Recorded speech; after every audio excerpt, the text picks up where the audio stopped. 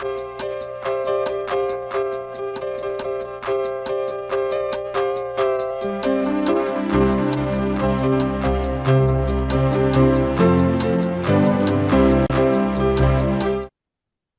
again, everyone. I'm Charles Gross.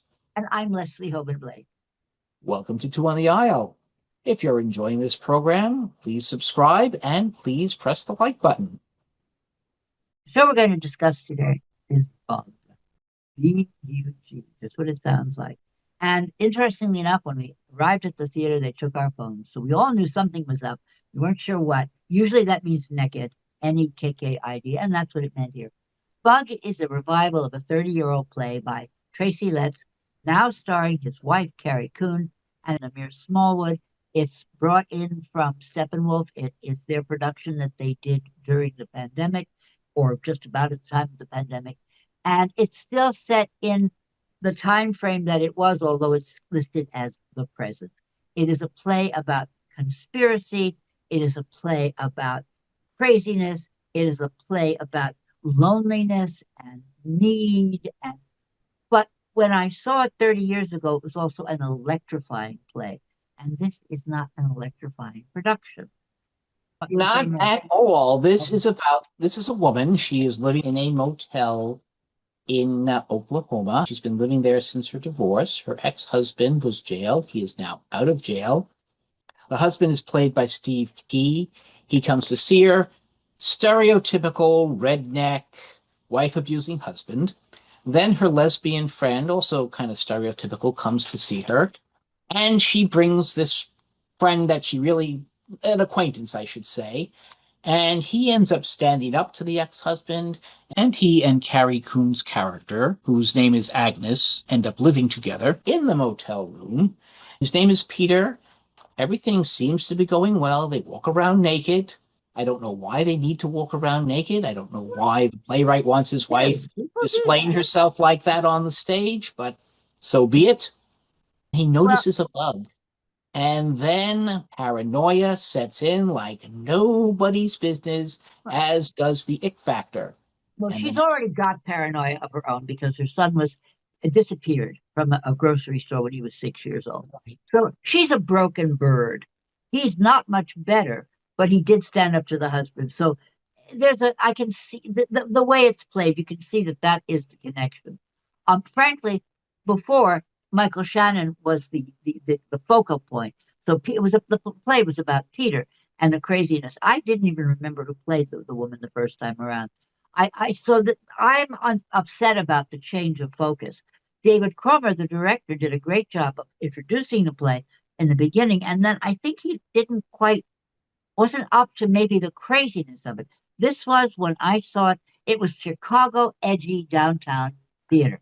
That's what it was, and it's not. It's on Broadway, and it's even with naked people. It isn't edgy.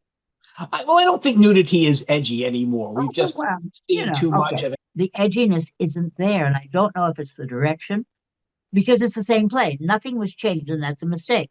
We know more now about paranoia and conspiracy theories than we did 30 years ago. They did exist 30 years ago. It's just people didn't have the outlet to promote them. We didn't have access to them in the same way. Given that this is a 30-year-old play and her only telephone is a landline, her ex-husband laments about a 19-inch RCA TV. I think maybe that should be reflected in the playbill. They say it's the present.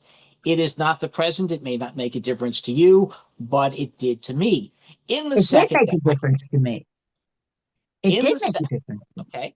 In the second act, I think what you described as the ick factor really becomes apparent as the room is totally done up with every biological and technical bug repellent you can think of, and a few that I never would have are put in the room, and it's very well done, very well set designed. But the play just goes downhill. It's absurd. I mean, all right, for a fraction of a second, I thought, could there be any truth in this? Are you talking about when the doctor comes in, played by Randall Arney? Is that the one you're talking about? When the doctor comes in, my thought was, is he actually trying to help them? Or is he part of Peter's conspiracy? And And he was the looniest one on the stage. He was the craziest person on the stage the way he played it. but Peter kills him very shortly after he arrives, so we never really know one way or the other. Does tell us And, something about Peter, though, doesn't it? yeah, yeah, it's that. I won't say she was better off with the ex-husband, but her batting average with men is not improving all that much. He never harms her, so that's something. I was just thinking about Tracy Letts' first play, which was Killer Joe, at least the first play that we saw, also with Michael Shannon, also with nudity, but only from the bottom half. This play does not have Michael Shannon. It does No, not it put you misses on it. this, It's does not put missing. you on the edge of your seat. No. The nudity, all right, they look great. What was the Well, necessity you of it? don't I need to don't go to know. Broadway to see nudity. That's not the idea.